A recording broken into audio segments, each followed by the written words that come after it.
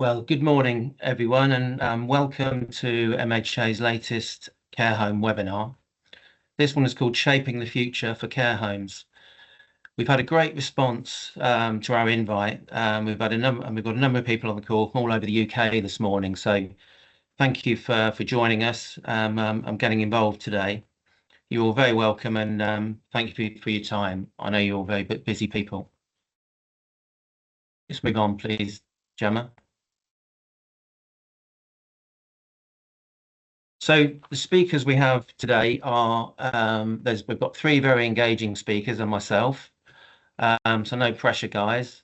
I'm Ian Jacobs. There's a picture of me, but I think that's quite an old picture. My hair's not that colour and I haven't worn that tie for at least 10 years. But there you go, they're flattering me this morning. I'm a partner in the central region of MHA, and I look after the care home sector for the firm. I'm also an audit partner in my spare time. We're lucky enough as well to have Sarah Moore. She's a partner in Freeths, and she's highly regarded in the healthcare sector, having dealt with a number of the highest value M&A transactions in the last decade, she tells me. I'm sure that's very true. We've also got Stephen Tebbett, who is he's one of my tax colleagues, and he's a specialist in the employee ownership trust space. And he's going to be telling us about what he's been doing there and how that can help the care home businesses. And then finally, we've got Glyn Edwards, who is he's a VAT specialist in MHA, and he's someone whose depth of experience I call on very regularly, far more than he cares to think about, I think. So if you could just move on again, please, Gemma. So the webinar will last around about an hour. So we've got a chat function. So if you any questions that you have through the webinar, you can just pop them in the chat function, and we'll deal with them at the end if that's okay. So we can keep the flow of the speakers going. The questions are very important to us, and I will go through them and answer them on your behalf, ask them on your behalf at the end. So yes, if I can hand over to Sarah, who's going to start off, and then we will keep an eye on the questions, and I'll come back to you at the end. Thank you. Thanks, Ian. So I'm going to kick off today just talking about the UK care sector and the trends that we've seen recently. So a bit of an overview of 2025 so far. So I think basically recent market activity, there were over 400 healthcare deals recorded in the first 9 months of 2025, and care homes led the sector with around 130 transactions. So it was the most active subsector for that period. And the majority of those deals during the first 2 quarters of 2025 were smaller strategic acquisitions. And as a result of that, 2025 has been referred to as like the year of growth for UK care homes. And that's potentially as a result of improved occupancy, reduced agency staffing, and some renewed buyer confidence in the market. So just moving on as well, just into the key drivers in terms of what's been happening in the market. The ageing population continues to fuel demand for both elderly and specialist care. I think the UK over 80s population is expected to more than double by 2050, so that's still going to continue to increase. Up until fairly recently, the market's been somewhat fragmented, which has created opportunities for transactions for consolidation. And obviously, it's high on everybody's agenda in terms of ESG and sustainability. So investors have been prioritising energy efficient, future-proofed care homes. And I'm sure everybody's aware that there's a lot of digital transformation going on in all sectors, but integration of digital technologies to improve how care services can be delivered, managed and experienced by residents is also driving the market, which includes sort of digitisation of care plans, AI diagnostics, improving workforce tools like training and HR platforms are all things that are sort of developing in the M&A sector. So just moving on again, looking specifically at a bit of private equity, I think there's been some recent focus on transactions which are bolt-on acquisitions and related sort of mid-market assets. And we are seeing the use of PropCo-OpCo structures to manage risk and enhance returns. The way that is done is obviously for the PropCo, there's stable inflation-linked income. The PropCo benefits from a rental yield and capital growth. The OpCo can raise operational finance, and the separation of property from the operations means that the property can be shielded from any regulatory liability that might arise. So that is still something that we are seeing in terms of structures. And it also enables the OpCo to focus on the delivery of care without the longer-term burden of property management. We're also seeing that valuation multiples, as you might expect, are highest for high-quality assets. So those that are purpose-built properties which have strong occupancy and fee growth obviously demand the higher multiples in the sector. So just moving on as well to looking at the regulatory landscape, there has been some increased regulatory scrutiny coming from CQC, and this has been driving sort of smaller operators to potentially think about exiting or merging. And compliance pressures can affect valuations and also due diligence. We're also seeing, as I'm sure many people are aware, a significant low in planning approvals. I think it's at a 45-year low in terms of the planning approvals that have been taking place recently. So that's had a severe delay in planning applications, and that can stall new home projects and developments. And then that has a knock-on effect of increasing demand for existing stock. And then also just to mention, obviously there's been changes to the to immigration and the immigration reforms that came in from July 2025, where the UK government closed the health and care worker visa route for new overseas applicants in care worker and senior care worker roles. So care workers and senior care worker codes have been removed from the shortage occupation list, so they're no longer eligible for skilled worker visas from abroad, which is obviously putting pressure on businesses and has led to a significant drop in overseas care worker visas and intensifying any recruitment challenges. So just moving on again to talk, I guess specifically, it would be probably remiss if I didn't mention some of the more recent, very recent deal activity and what Welltower have been doing. I'm sure everybody is aware that very recently in 2025, Welltower has now invested, reportedly invested $14 billion to acquire over 46,000 units across the UK, the US and Canada, which includes their recent £5.2 billion acquisition of Barchester, which is an unfathomable amount, and it's reported to be the largest care deal globally ever. And they also acquired HC1, which is the UK's largest senior care provider. So in terms of what that might mean for the sector, it potentially means market validation and a confidence boost for the long-term viability and profitability of elderly care homes, and the fragmentation that was there before or earlier in the year with the smaller operators, etc. It's likely that that's going to focus on an increase in consolidation, where the smaller operators need to potentially partner up with others or sell or exit due to the rising operational complexity, and the sector as a result becoming increasingly institutionally owned. The other thing that Welltower has a focus on is technology. As I mentioned earlier, it's obviously a key area for digitisation of care plans, etc. So with that kind of thing, you know, the focus on technology and operational systems, which is potentially going to set a new standard for care quality and decision making based on data and using technologies and AI to assist in that. It's also likely that we would expect other real estate investment trust investment to follow, which could lead to valuation increases for the higher quality assets. And you know, ESG and real estate innovation seem to be the key factors for most investors. A lot are looking at green credentials, energy efficiency, long-term sustainability valuations, and deal structures.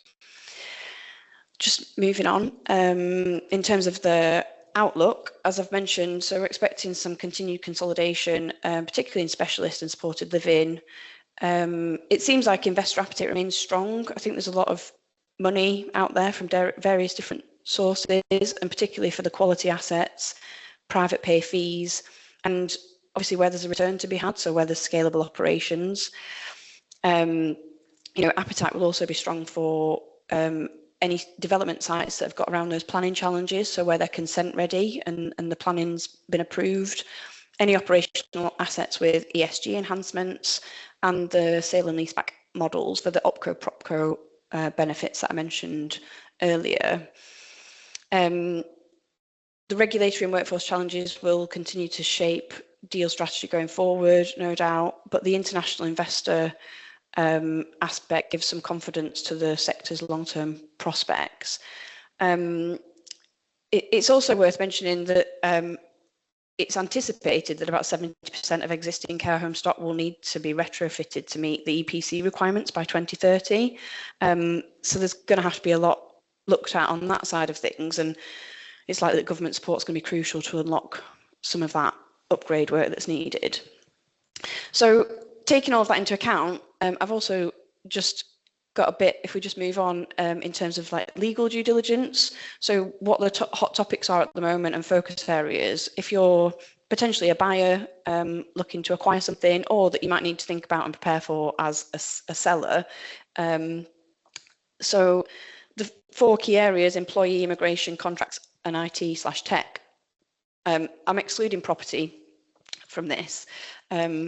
So just in terms of employees, I think it's arguably one of the most important areas of focus in terms of due diligence outside of property, because staff quality, stability, compliance, all these things directly affect care standards, CQC ratings, and operational continuity. So when you're looking at due diligence, it's looking at employment contracts, handbooks, policies, any unresolved HR disputes, DBS checking, staffing ratios, holiday pay compliance, agency reliance.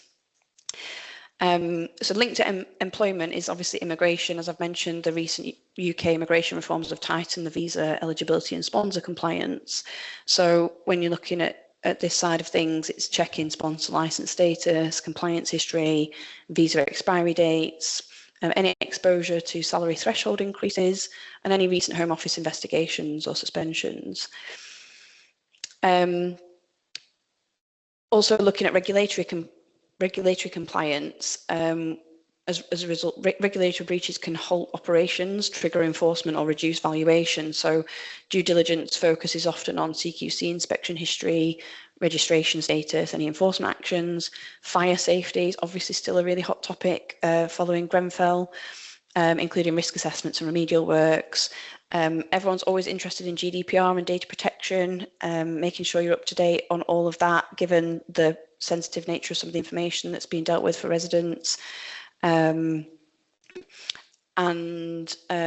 just in terms of contracts in due diligence, looking at resident contracts, ensuring compliance with the Competition and Markets Authority guidance that's in place, local authority contracts, what is available, what's there. It's likely that every local authority contract that's in place will have non-assignment and restrictions on change of control. Consent's unlikely to be achieved before completion of a transaction, so taking all of that into account and how to manage that risk. And also if there's any sort of things like deferred payment schemes within an operating care home, so that can allow residents to sometimes defer their fees, which can affect cash flow and debt recovery, but also there's potentials for it falling foul of the Financial Services and Markets Act regulations. So something just to be aware of. And then, a key focus, historically maybe not that focus in care businesses, is the IT, tech and AI side of things. But as I've mentioned, digital transformation is reshaping care delivery, compliance and efficiency. So being mature in terms of technology affects scalability and integration. So looking at IT infrastructure, cybersecurity, data governance, care management systems, digital monitoring tools. If there's any AI available for diagnostics, software licenses, check-in, and any support contracts that are there, are all things that people are going to be looking at more heavily, I expect. So that's a real quick canter through trends in the market and DD. I've sort of focused on what you'll be looking at as a buyer or a seller, but another option is an EOT, for which I'll pass on to Stephen to discuss further.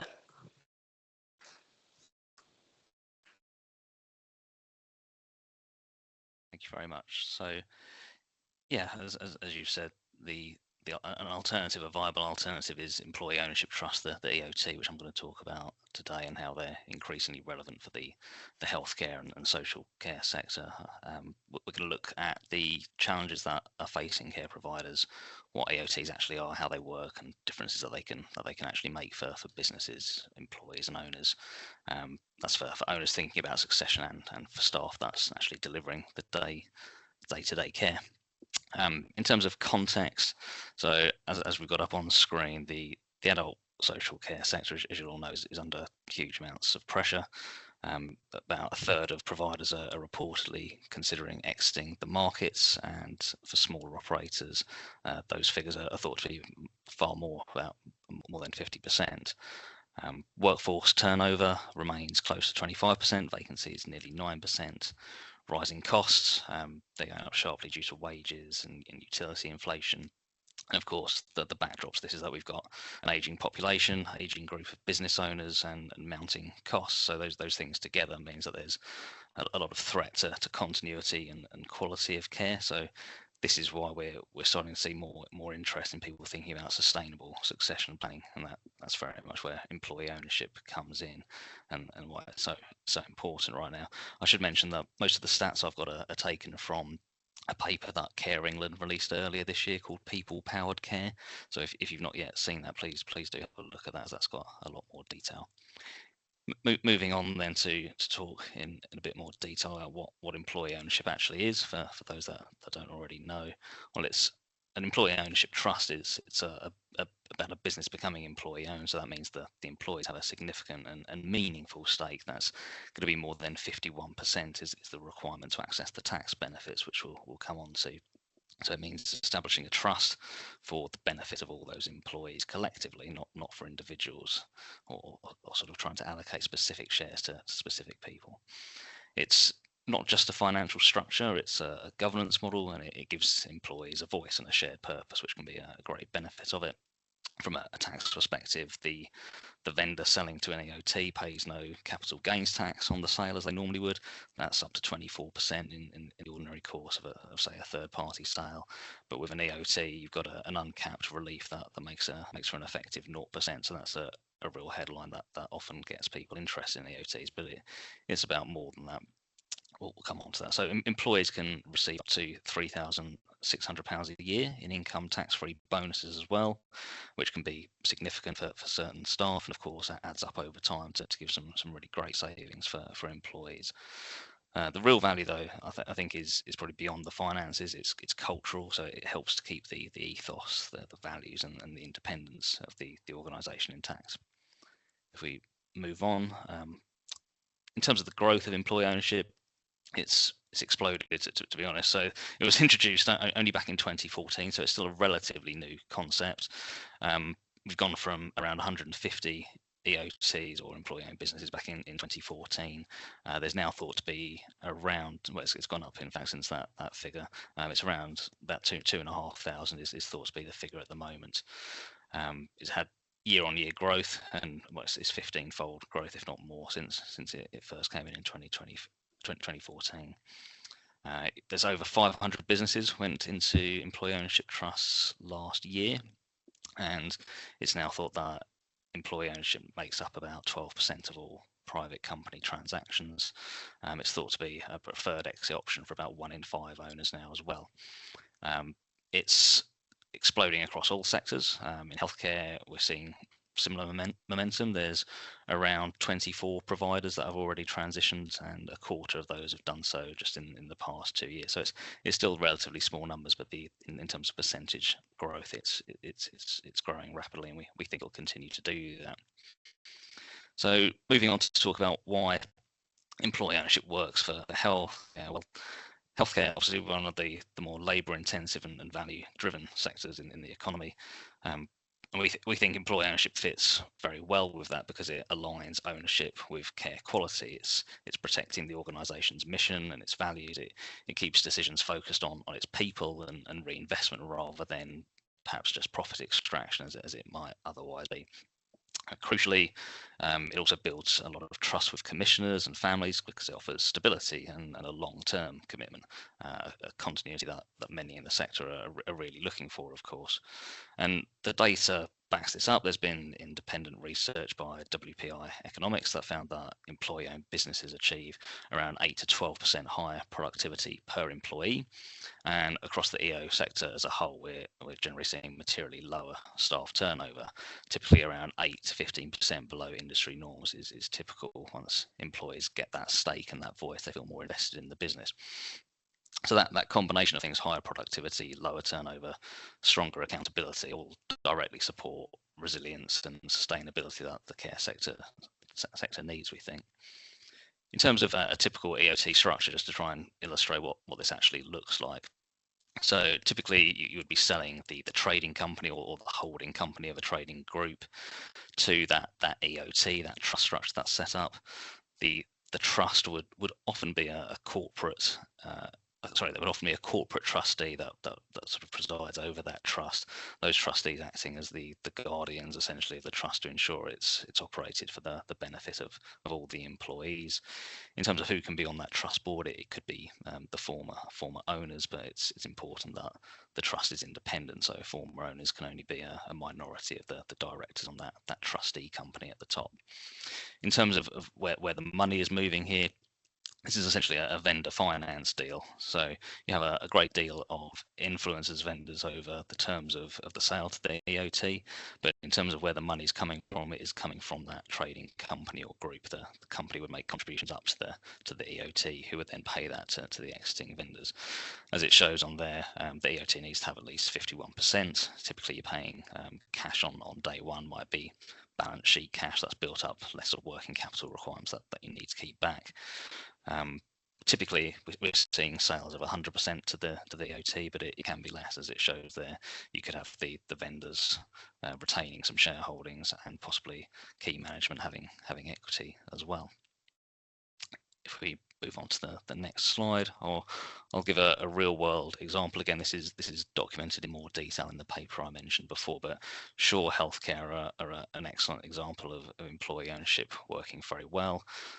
Large business, 3,300 staff, 61% of the business was sold to the EOT and is now held by the EOT. That was back in 2020. Since then, turnover has grown by 23%. Staff turnover has fallen from 30% down to 17%.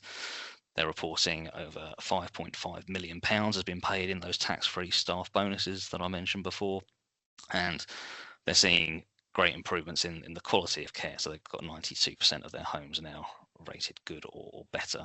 So they're really proving that employee ownership can deliver great growth, workforce stability, and better quality of care all at once. And they attribute much of that to the employee ownership trust model.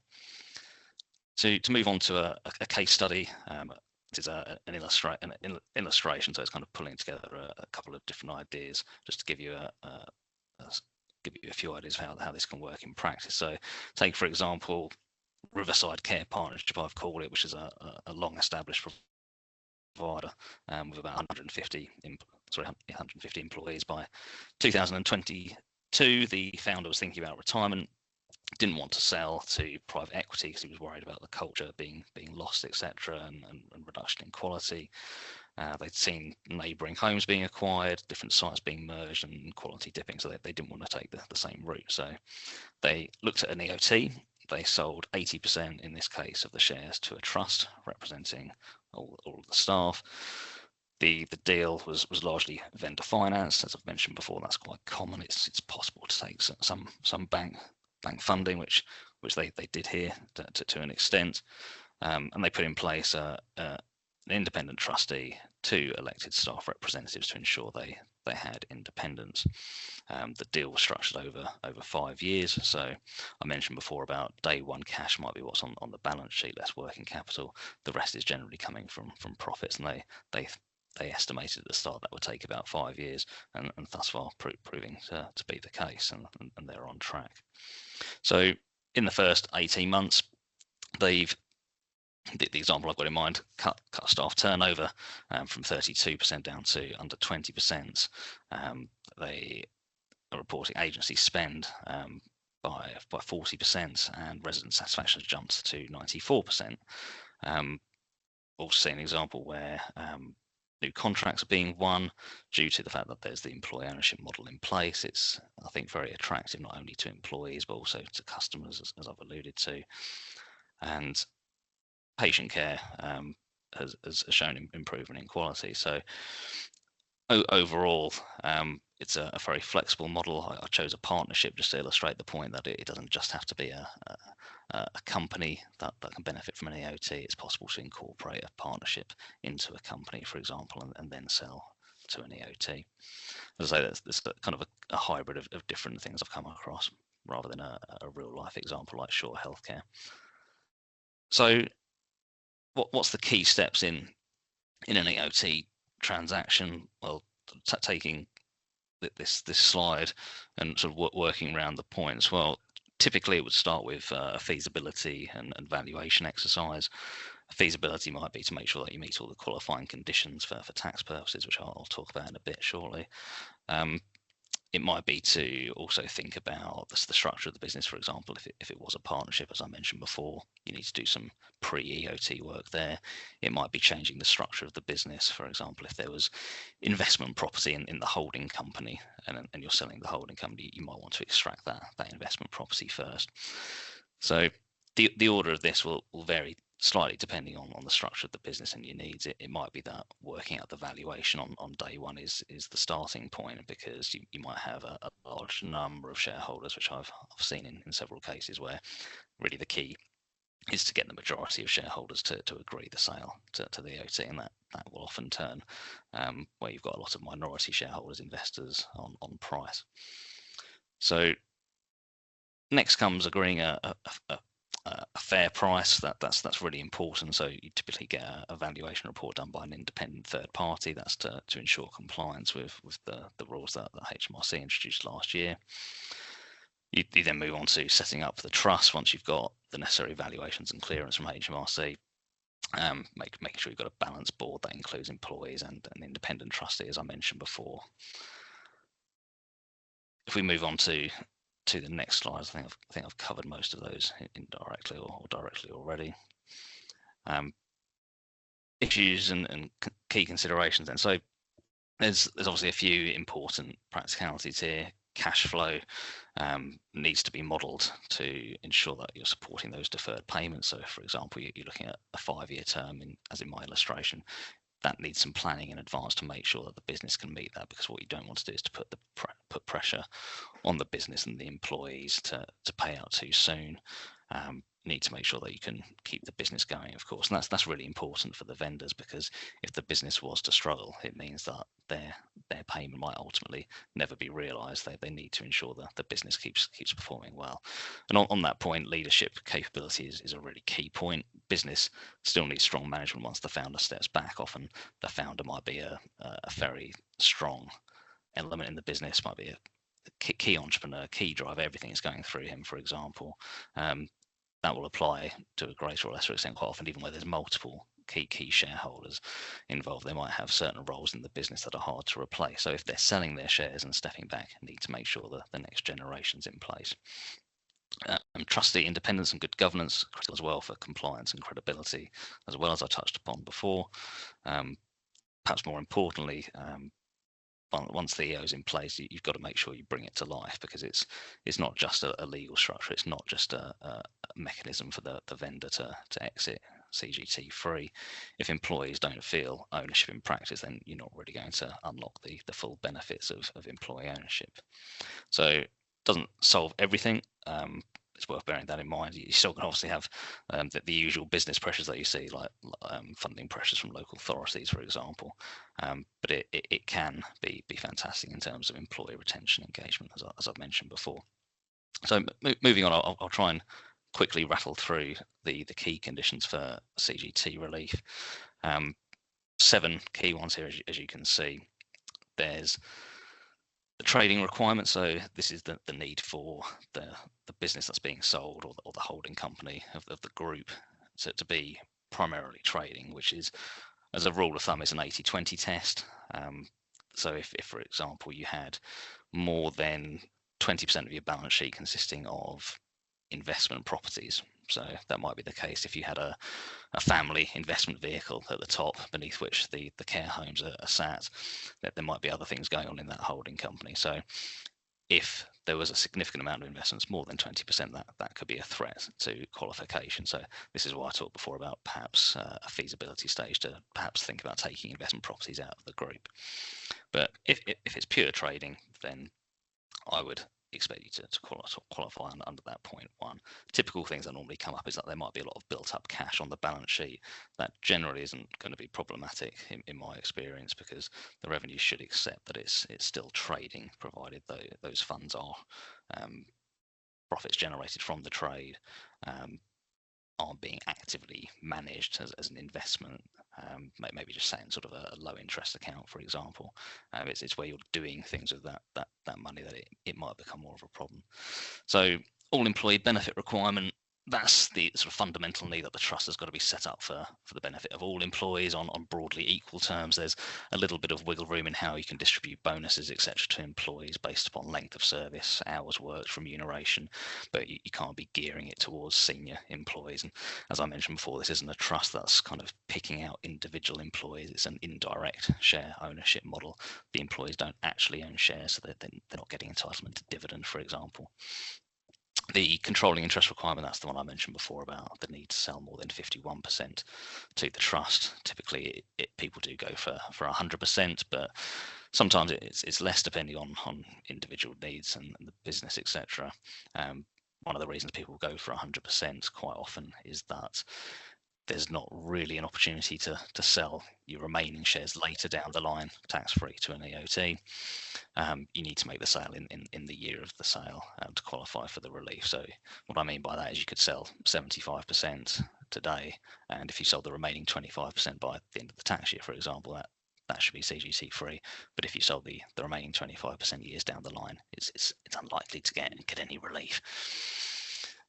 The limited participation requirement, that's really there to ensure that businesses where the shareholders and the employees are essentially all the same people aren't selling to an EOT.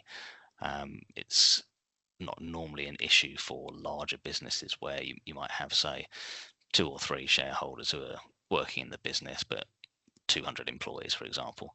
The fraction test is 40%, so you'd have to have quite a number of shareholders generally to start having an issue there. So this is a percentage of shareholders as compared to overall employees.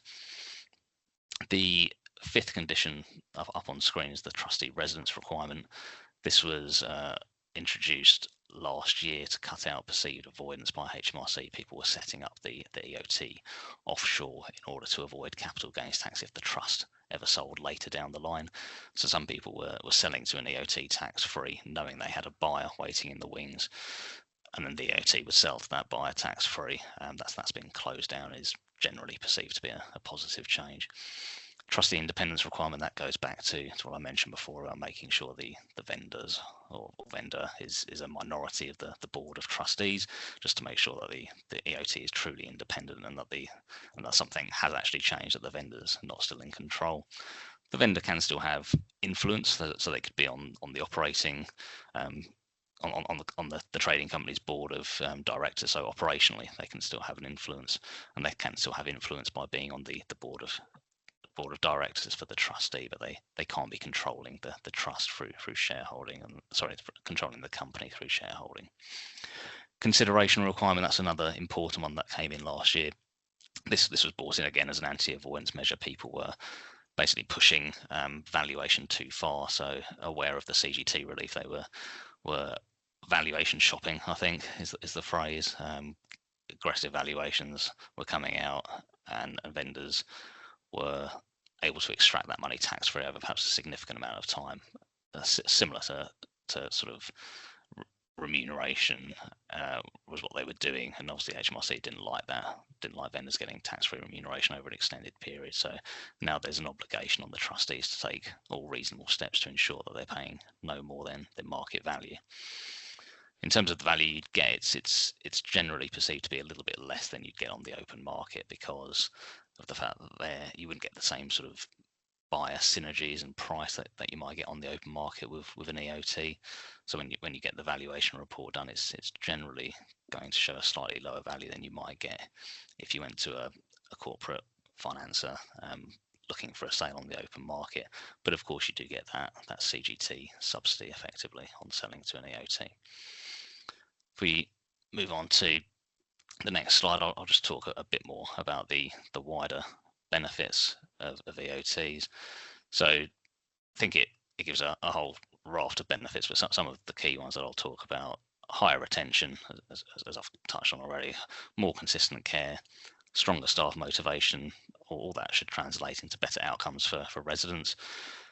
And because employees share in the success, the idea is that they're more invested in the long-term performance, should build resilience, fewer provider failures, stronger communities, and continuity of care.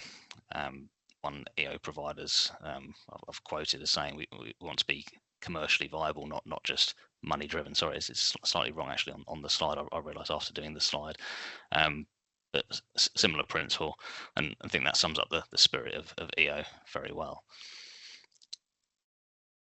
So yeah, thank you for moving to the next slide. The national bodies Care England and the Employee Ownership Association that I mentioned produced this paper earlier in the year. They're strongly advocating now for EO as a route to retain capacity in the sector. They've called for fairer funding, government-backed finance through the British Business Bank and local authority awareness programs. We're also likely to see faster growth in domiciliary care, where the business model suits employee ownership particularly well. So momentum is building and policy direction is broadly supportive. In conclusion then, if we go to the next slide, employee ownership trusts, I think, deserve a seat at the table when you're thinking about exit and succession planning. They are still relatively niche, so really important to get good advice on them and think about your options. But they offer a really practical, values-aligned route for care owners that are planning their exit, and they give great continuity. They can safeguard jobs and improve business performance and quality of care. It's a model that's designed to really keep the heart of the business intact, the employees, and aligns financial sustainability with social purpose as well. So we think as more providers are looking for long-term and resilient solutions, EOTs has got great potential to become a cornerstone of the UK's care landscape. That's it from me. I'll move on to my colleague Glyn, who's going to talk about VAT planning. Thank you, Stephen. That was really fascinating, the way EOTs can be used to address stresses in the labour market within the care home sector. It's really helpful. Thank you. VAT now. What a year it's been for VAT in the care sector. We're going to talk about the care planning and HMRC's attack on it. And to start that, I just thought we'd go back to the legislation, just to remind ourselves how the legislation works. So there are routes into VAT exemption. In VAT, it's called welfare services. And welfare services include, you'll see there under the notes, the provision of care designed to promote the physical or mental welfare of elderly, sick, distressed or disabled persons. But exemption only applies to certain categories of providers, for example, a charity, a public body, which I've not mentioned here, but also, if not a charity, then an entity that is state regulated. And in the case of the exemption relying on state regulation, you can see at the bottom there, that only applies to those services in respect of which that institution is regulated.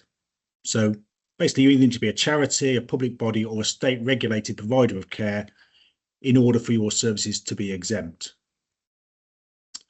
Moving on to then the structure of VAT planning.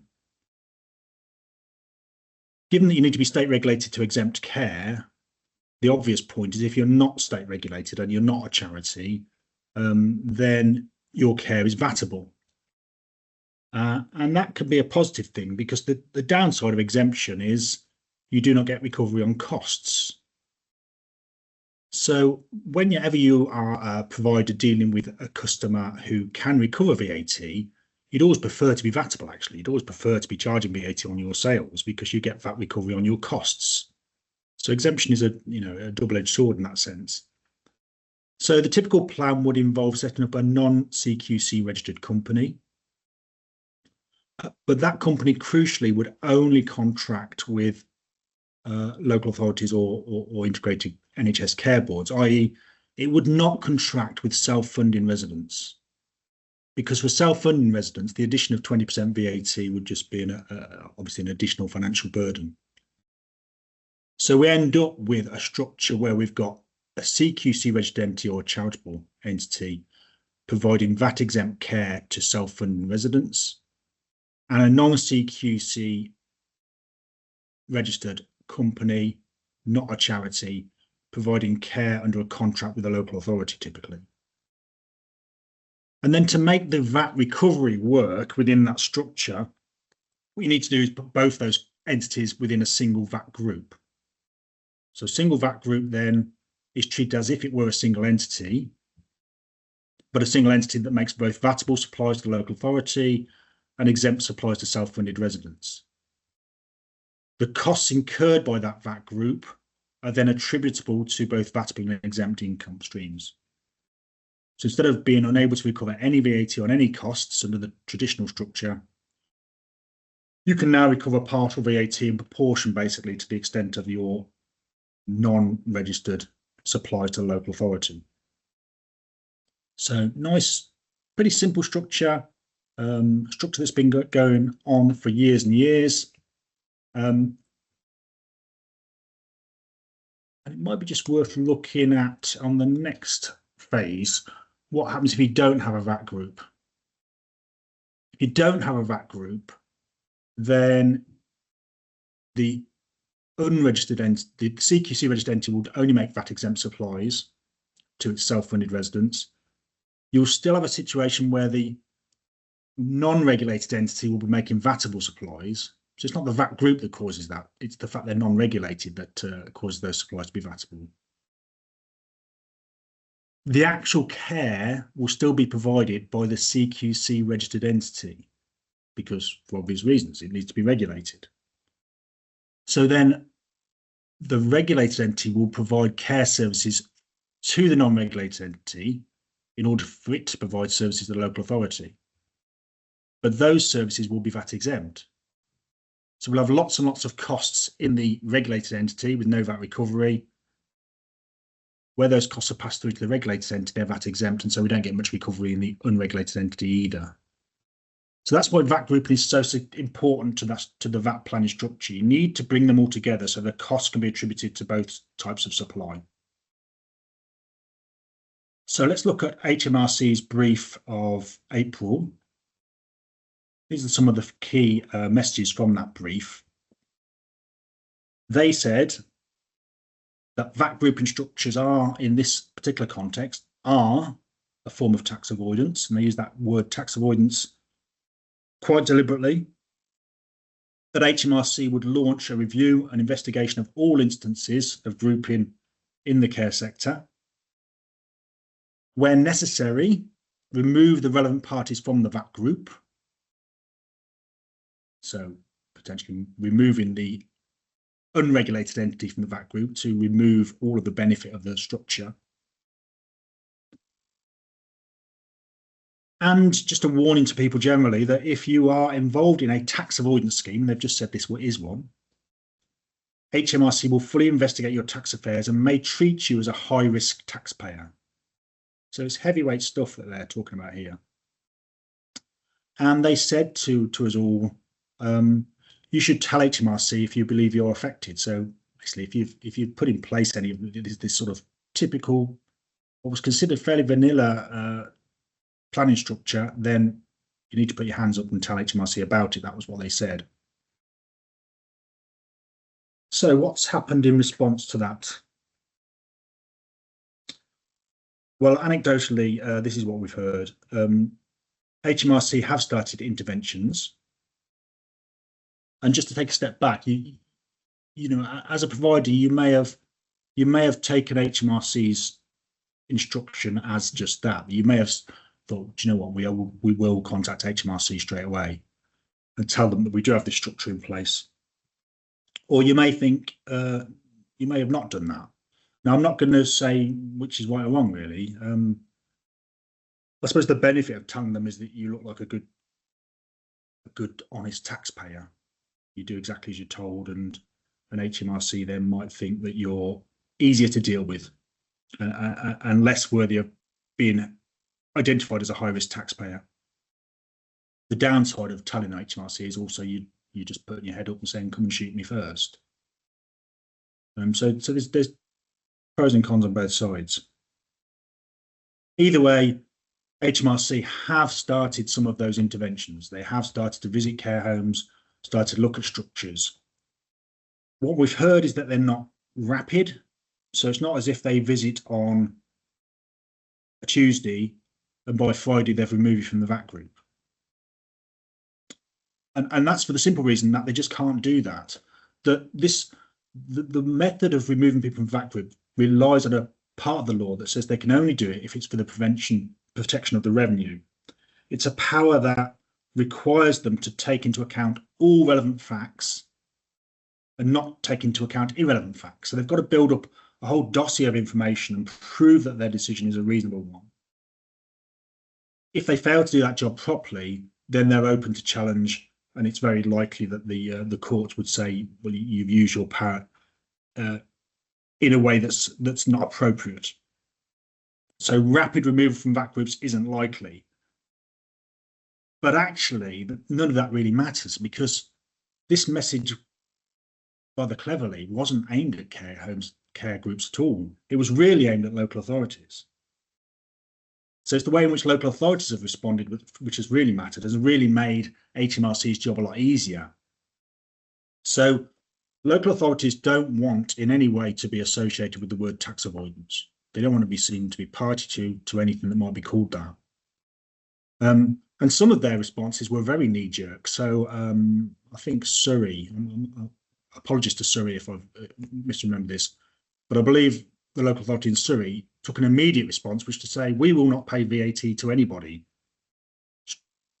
as of today, including unregulated entities.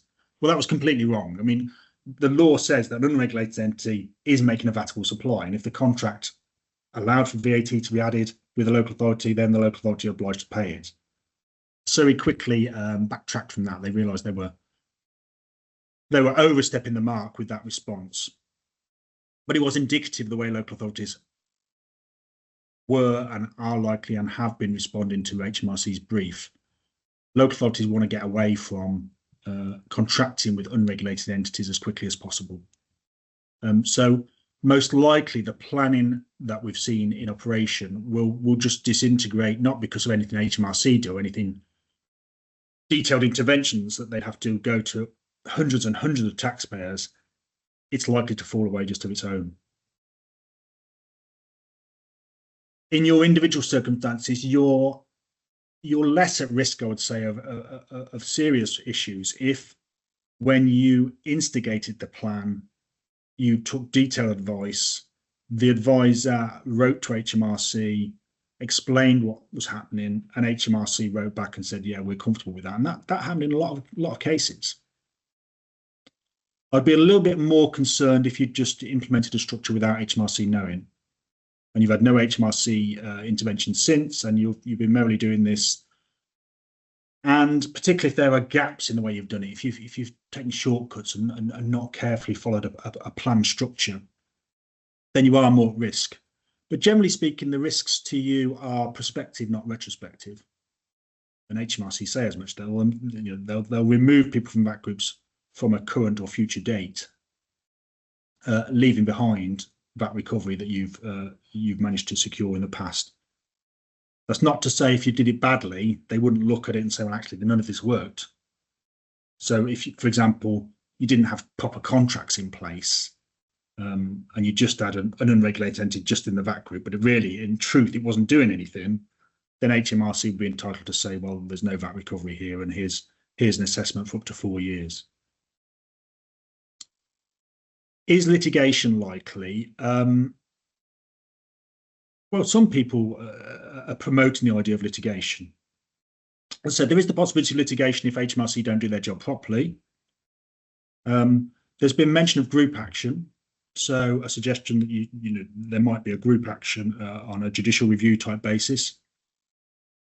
But given what's going on with local authorities, one wonders about the benefits of such action, whether it'll actually achieve anything. The judicial review are notoriously difficult to succeed in anyway.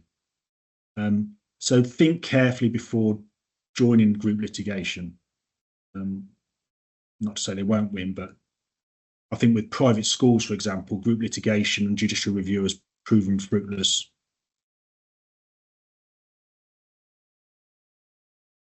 That said, there has been some recent litigation. In fact, just yesterday, I'll move on to the next slide here. Just yesterday, this case was reported called Cascade Care Limited versus HMRC. And this is the next part of the legislation. I showed you some of the earlier legislation and said how important it was to be state regulated, the exemption. And this note to that part of the legislation tells us what state regulated means. And it means that you are regulated pursuant to the provision of a public general act. And then it lists the acts. And you can see on your screen there a list of the acts under which state regulation is taken to apply in the VAT context. So just have a look at that. I don't know if anybody in the chat could, having looked at it, could think about anything that's missing.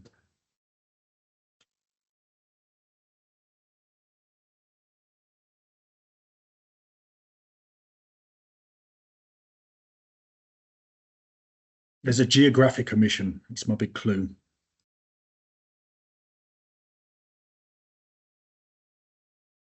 Can't see anything in the chat, Glenn, at the moment. Oh, Gemma's just put something in there, Ian.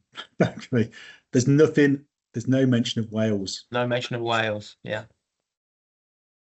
So we've got Scottish Parliament, Northern Ireland Assembly, etc. Wales was forgotten by the draftsman. That's possibly because the Welsh devolution process was a slower and less complete one than in Scotland. So a lot of the powers that the Scottish Parliament has, the Welsh Assembly does not have. So often when we're discussing Acts of Parliament in Westminster, they are acts which apply to England and Wales, but less likely to apply in Scotland and Northern Ireland. However, the Government of Wales Act 2006 did give the Welsh Assembly the powers to regulate and licence care homes in Wales. So this omission potentially gives a route whereby Welsh care homes providing care are liable to charge VAT because it's not one of the acts mentioned which gives us state regulation for exemption. And this case called Cascade Care Limited was a recent attempt to exploit that. So the idea here is that if you can show that actually you don't fit into the exemption, then your supplies become VATable. And depending on the maths, of course, it's going to be VATable for both your self-funders and your local authority clients. But depending on the maths, it can still be a significant benefit to you. And for Cascade, they must have done that maths and decided it was a significant benefit. So all of a sudden you get VAT recovery on costs. Yes, you're going to take a hit because you're going to take 1/6 of the income from self-funders would have to be treated as VAT. But for local authority clients, you'll be able to send them hopefully a VAT-only invoice, which they'll pay. And overall, there's a benefit. Now that case decided yet or published yesterday the judge found in favour of HMRC, and the way the judge was able to do that was to say, well, actually, this is just an obvious omission from the legislation. And if it's an obvious omission, I, as a judge, am entitled to read as if it were there. And that's what they've done. But we do know, because the promoters of this litigation are circulating a call to arms. We've seen that. That this is going to be appealed to the upper tribunal. Now, whether they'll succeed or not, I mean, I personally think the decision seems about right. It is a clear omission, but this is going to continue. So you may, if you've got care homes in Wales, you may want to think about your position. Do you need to do anything in terms of making a protective claim, calculated its effect on you? Happy to talk about that with you. And that's it, Gemma. That's a rush through, Gemma and Ian, that's a rush through what's been happening in VAT. Thank you, Glyn. You can see why we leave VAT to the experts after that. And we have got some clients with care homes in Wales, so they may be interested in that. Thank you, guys. That's really fascinating, some of those subjects. I hope people found it interesting.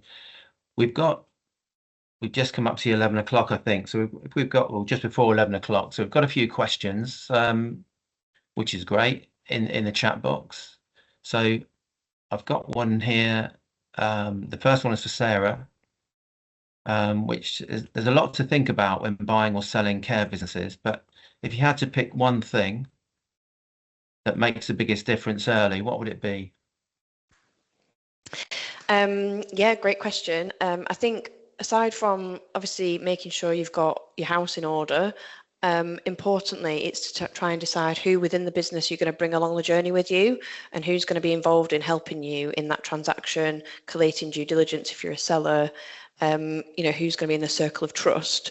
And also wider than that, and it might be like a self-interest comment, but I think getting advisors involved early on who also know the sector and understand all the matters that we've talked about today is really important. It's not just sort of a ticking a box from a legal perspective. There's the regulatory aspect, there's the local authority contracts, there's the workflow challenges. Like having experts who know the sector, who can help you in all those different areas, can really mean that you're identifying risks early on, structuring the deal properly, and that ultimately leads to improved values.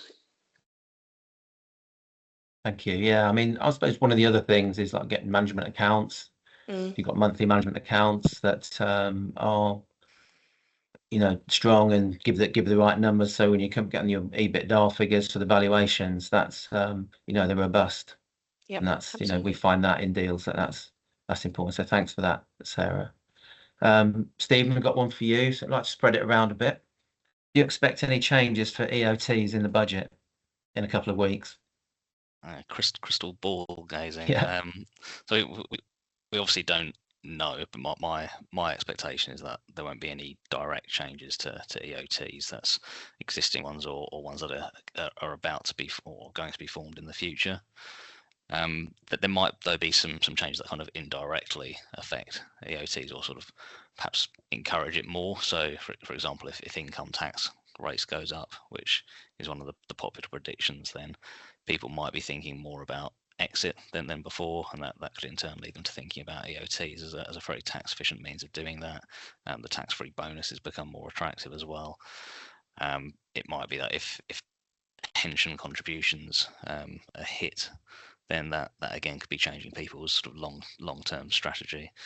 We also saw changes in last year's budget that affected the IHT, the inheritance tax relief on shares in trading companies. That's already, I think, made people look at EOTs a bit more closely. So yeah, nothing directly I'm expecting. Thanks, Stephen. And Glyn, are there any tax reforms or VAT changes on the horizon that care home operators should be particularly vigilant about in the lead up to 2026? So in VAT, I'm not expecting anything, Ian, but there's so many rumours flying about the budget. But I think we know where we're heading with care homes, and that is this focus on exemption as a way of collecting revenue. Sure. And also, why have HMRC allowed the planning structure to be used for years and now only treat it as avoidance? Yeah, that's a That's good a U-turn, question. isn't it? Yeah, we never understood really why they allowed it. It's quite obviously a planning structure that sort of pushed the boundaries. So we always wondered why it was allowed. We think it may have been because it was always the case that local authorities were the provider back in, historically, local authorities provided care. And local authorities were always allowed to recover VAT on the costs of providing that care. So when it was sort of devolved towards private operators, it introduced a cost into the structure, a non-deductible VAT cost into the structure. And maybe HMRC were told by the Treasury, oh, just wave these through because we don't want care homes to be more costly. But all of a sudden, and it may be to do with some advisors have been quite aggressive, to be honest with you, Ian, in terms of what they're proposing to care homes and suggesting that can work. So that's upset HMRC certainly. But Yeah. ultimately, the Treasury's behind this. Let's make more money. Yeah, of course. So those are all the questions. So, thank you for those. And if anyone on the call has got any more questions, please feel free to reach out to us, directly, if you think of any afterwards. But thank you for your time this morning. And, we've just gone over the 11 o'clock, so we haven't kept you too long afterwards. And yeah, thank you for the speakers. They've been great this morning. So thanks for that. And we hope to see you on the next one. Have a good day.